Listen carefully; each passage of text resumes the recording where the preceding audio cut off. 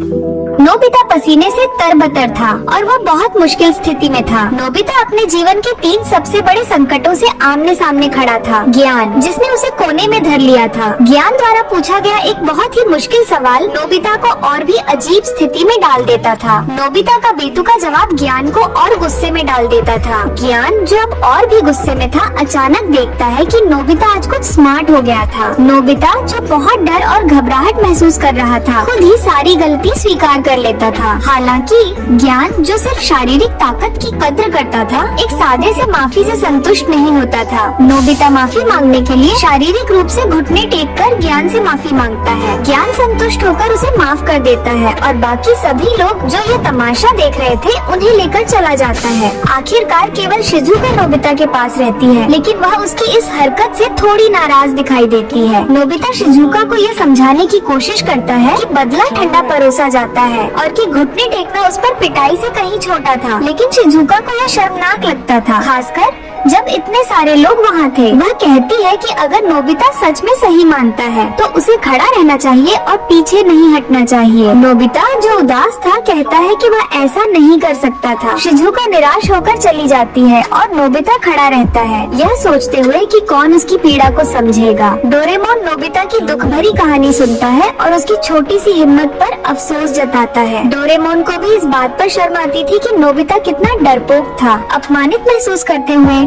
और कोई सांत्वना या सहारा न मिलने पर नोबिता पूरी तरह से निराश होकर ज्ञान से बदला लेने का फैसला करता है, लेकिन वह जल्दी ही बैठकर शांत हो जाता है, यह समझते हुए कि भले ही उसके पास अतिरिक्त जीवन हो, लेकिन वह ज्ञान से मुकाबला नहीं कर सकता था। डोरेमोन, जो अब इस सारे ड्रामे से परेशान था, नोबिता की इज्जत वापस पाने में मदद करने का फैसला करता है और ज्ञान से उसे माफी दिलवाने की योजना बनाता है। खाली मैदान में पहुंचकर डोरेमोन नोबिता से कहता है कि वह एक गड्ढे पर बैठ जाए, जबकि वह ढेर सारे टूल्स जैसे माचिस और धुएं वाली अगरबत्तियां तैयार करता है। नोबिता, जो थोड़ा कंफ्यूज था, पूछता है कि क्या डोरेमोन तावला बेचने का सोच रहा था।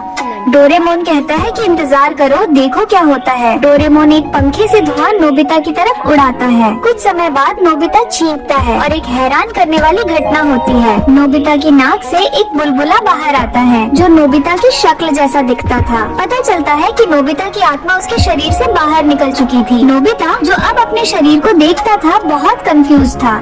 डोरेमोन समझाता है कि नोबिता की आत्मा उसके शरीर से नाक के जरिए बाहर निकल गई थी। वह कहता है कि अगर वह ज्ञान के सोने का इंतजार करेगा तो वह ज्ञान के शरीर में घुस सकता था। अचानक नोबिता को समझ में आता है कि अगर वह ज्ञान के सोने का इंतजार करता है तो वह ज्ञान के शरीर में घुसकर सही तरीके से जीवन जी सकता था। खुश होकर वह ज्ञान को ढूंढने निकल पड़ता है। नोबिता की किस्मत हमेशा अजीब तरीके से काम करती थी। ज्ञान गहरी नींद में सो रहा था और उसकी नाक से एक बड़ा बुलबुला निकल रहा था। नोबिता ये देखकर हंसते हुए ज्ञान की नाक में घुस जाता है। अंदर जाते हुए नोबिता एक जाल जैसी चीज में फंस जाता है। उसे यह उम्मीद नहीं थी कि ज्ञान के शरीर में इतने सारे रुकावटें होंगी। दूर से आती हुई खर्राटों की आवाज को सुनकर वह आवाज की दिशा में बढ़ता है। अंधेरे और डरावने स्थान से बाहर निकलते हुए नोबिता ज्ञान को शांति से सोते हुए देखता है। वह हंसते हुए नोटिस करता है कि ज्ञान का बड़ा रूप और छोटा रूप दोनों एक जैसी आदतें रखते थे। ज्ञान जाग जाता है, लेकिन अब उसका शरीर नोबिता की आत्मा द्वारा नियंत्रित हो रहा था। नोबिता अपने आंदोलनों का परीक्षण करता है और पाता है कि शरीर बहुत लचीला था। फिर वह अपना प्लान शुरू करता है। ज्ञान से नोबिता के असली शरीर के सामने माफी मंगवाना। ज्ञान की माँ,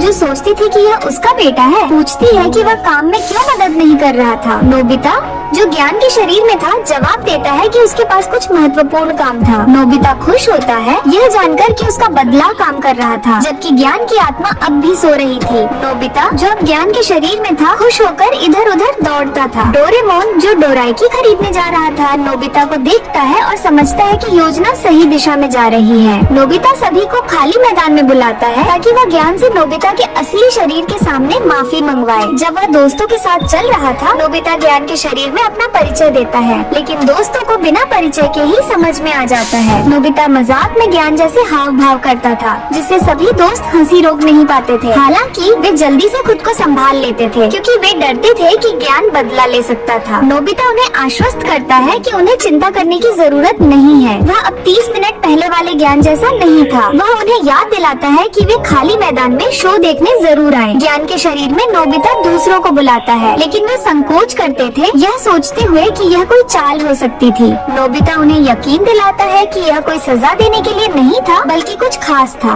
और उन्हें शामिल होने के लिए मनाता है। शिजुका को ज्ञान के इस निमंत्रण से असहजता होती थी, लेकिन वह यह नहीं जान पाती थी कि यह नोबिता था। ज्ञान जो अब